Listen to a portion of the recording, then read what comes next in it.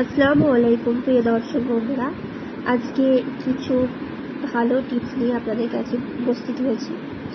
যে ব্যক্তি আল্লাহ পাকের সন্তুষ্টির উদ্দেশ্যে নম্রতা অবলম্বন করে, মহান আল্লাহ পাক তাকে সুউচ্চ মর্যাদা দান করে। ঈমান ও সৎকর্ম না থাকলে নামাজ কখনোই মানুষের কোনো উপকারে আসবে না। নামাজে যাওয়ার পূর্বে অজু বা পবিত্রতা বা পরিশুদ্ধতা বা আত্মশুদ্ধ হওয়া খুবই জরুরি।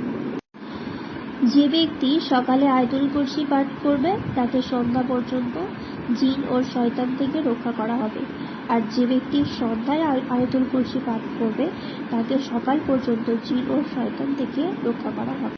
হে আল্লাহ, কোনো কাজই সহজসাধ্য না যতক্ষণ না তুমি তা সহজ করে দাও।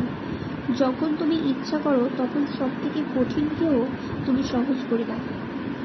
যে ব্যক্তি 100 বার সুবহানাল্লাহ বলবে তার জন্য 1000 সওয়াব লেখা হবে, অথবা তার 1000 পাপ মুছে দেয়া হবে। পৃথিবীতে সেই তো কোটিপতি যার অ্যাকাউন্টে 5 ওয়াক্ত নামাজ জমা হয়। আলহামদুলিল্লাহ। কখন বুঝবেন একটি দেশ ও সমাজ নষ্ট হয়ে গেছে? যখন দেখবে দরিদ্ররা ধৈর্যহারা হয়ে গেছে, ধনীরা কৃপণ হয়ে গেছে, মূর্খরা মঞ্চে বসে আছে, জ্ঞানীরা পালিয়ে যাচ্ছে, শাসকরা মিথ্যা কথা বলছে। মানুষের চরিত্র সত্য ও সুন্দর হলে দীর্ঘ নিঃশ্বাস নিন, প্রাণ খুলে ডাক দিন, ও আল্লাহ, আপনি আমার সমস্যাগুলো আমার থেকেও ভালো জানেন, সুতরাং আমাকে ক্ষমা করুন। এবং পৃথিবীর সব থেকে সুখী ব্যক্তি হতে পারবেন কি করলে জানেন? অনেক বেশি বেশি মানুষকে ক্ষমা করতে শিখুন। দেখবেন রাগ, অভিমান, প্রতিশোধ কিছুই আপনাকে ছুঁতে পারবে না। সুখ সুখ সুখ আর সুখ, মানুষ যেন দিশেহারা।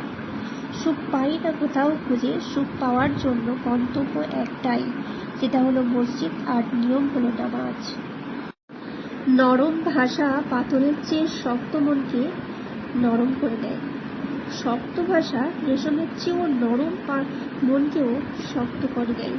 যদি তোমরা মুমিন হও তাহলে কোন নবী কোন দেশে এসেছিলেন?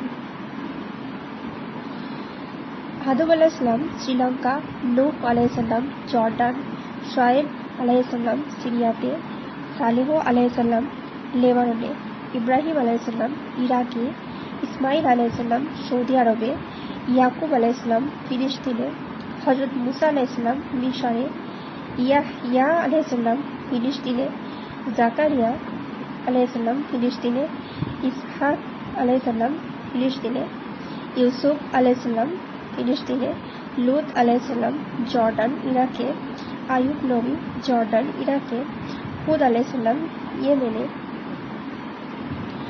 মুহাম্মদ সাল্লাল্লাহু আলাইহি ওয়াসাল্লাম সৌদি আরব।